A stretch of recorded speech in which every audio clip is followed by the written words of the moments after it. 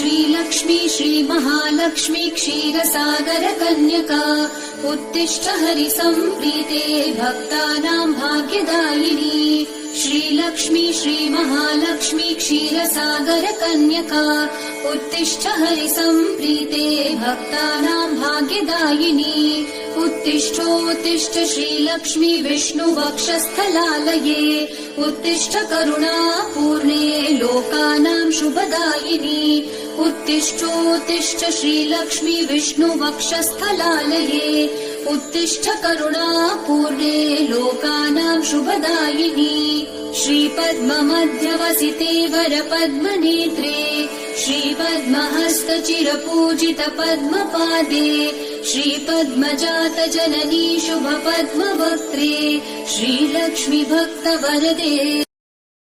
Download ShareChat.